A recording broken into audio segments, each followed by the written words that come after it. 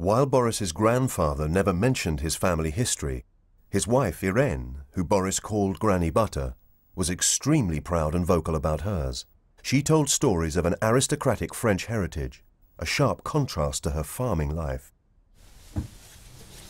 Granny Butter. There she is with sheep. This is on Exmoor, where I spent quite a long time as a child.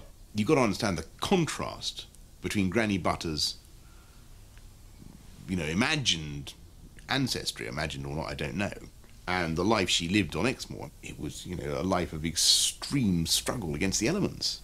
Very, very cold and damp. Everything covered with lichen. But she came from, or so she always used to tell us, a long line of de Pfeffels, who were some ancient line of French nobility, which a claim we always, I have to say, as children found slightly implausible. But as a boy, Boris was aware of one tantalizing clue that suggested Granny Butter really may have had a glamorous past. There was a mythical, there used to be a great sort of wooden crate or canteen or something called which contained the de Pfeffel silver. We never opened it, this chest, but apparently it was on Aladdin's cave. It was a Tutankhamun's tomb of riches. And the gag was that anybody who bore the name de Pfeffel in the family would inherit this family silver. And I was due to inherit it as being Alexander Boris de Pfeffel Johnson, because I'd been cunningly christened by my parents. But then, tragically, when I was about 10, I think everybody decided it was, they were too hard up, so they flogged it. I have to say that one of the great mysteries of my childhood, and one of the mysteries of my life, many mysteries, but one of the mysteries has been just how posh was Granny Butter, and was she really a French toff, like what she told us? Boris's Aunt Birdie has come to tell him more about Granny Butter's background. Bird! I'm sorry to keep you there. Well turned up. Well done. Come in. That's Granny Butter with her father. Oh, wow. So, and who is her father? That was Stanley Williams. Stanley Williams? Yes. Right. Whom your father is named after. Yeah. That's her with her mother. And her mother was French. Right. Marie-Louise de Pfeffel. De Pfeffel? Well, that was her maiden name. Her maiden name was Yeah. de Pfeffel. Yeah. So that's where Granny Butter gets the whole de Pfeffel shtick. Yes, that she was so keen on. Are these guys, these old guys, related to Marie-Louise de Pfeffel? You're the one who's on this journey. Well, we've got to find out. Birdie has a document that reveals more about Baron Charles de Pfeffel, the man in the photo. Hey, what is this? His death notice. Beautiful, most amazing document. Priez pour lui, pray for him. The Baron and the Baron de Pfeffel, the Count and the Countess de Taufkirchen, the Count and the Countess of Pochi have the honour of informing you of their sad loss in the person of le Baron Charles de Pfeffel.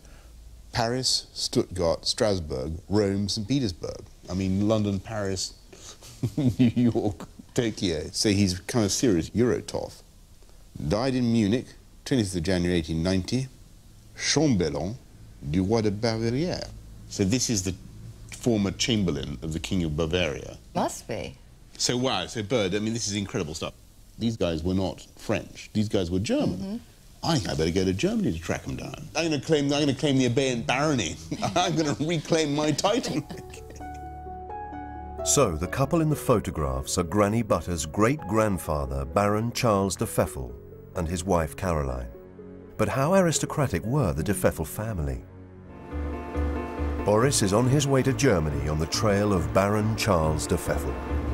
I would justify this otherwise gross exercise in narcissism as follows, that it is interesting to look at how British I can feel, and yet, actually, what a completely mongrel composition I really am. Boris has come to the State Library in Munich. He has an appointment with Sabine Schleichert, a genealogist who's been doing some digging for him. The Bavarians have a section in the archive which stores all the information about noble families. It says the Pfeffel family was nobilitated in 1828. This nobility is hereditary, so the children also were noble. But it is not a very old, medieval or something nobility. They were just nobilitated in 1828. And that's when the Freiherr thing comes in? Yes. That's when he becomes a Before baron. that, They did not have the title Baron of Freiherr. So this is the answer from the nobility register. This is the moment of truth? Try to read these lines here. It's in German there? What yes. Is it? Yeah, okay. Does it say?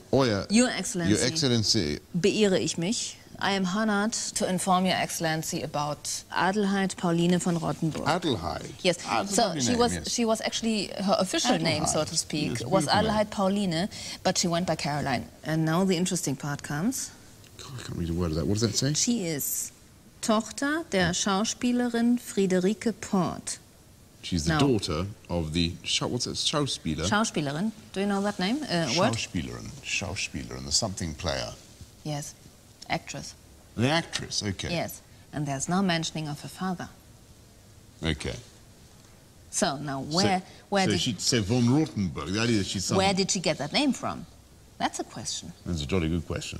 Taufkirchen writes back to the nobility register. Nach dem Grundsatz quieta non movere, he switches into Quieta Latin. non movere, don't let sleeping dogs lie. Yeah. Nach außen nichts aufzurühren, nicht aufzurühren.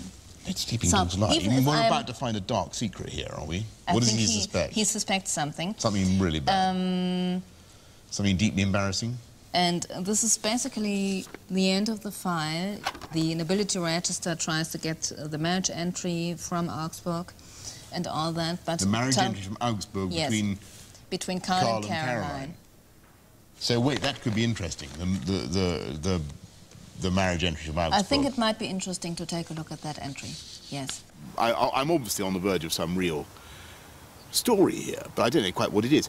What's clear is that von Taufkirchen, posh German son-in-law of Caroline, writes to the German, Register of Nobility saying, tell me about these von Rothenburgs. I mean, that sounds jolly. You're sort of Cavendish, Bentinck, Cholmondeley, Smythe. That sounds pretty posh to me. Von Rothenburg, just how posh are the von Rothenburgs, he says. And they write back saying, yeah, awfully sorry, old boy. She's the daughter of an actress, and we don't know who the father is. There's obviously yet more to be discovered in Augsburg, and maybe we'll find out more about the antecedents of the mysterious Caroline von Rothenburg, question mark, question mark.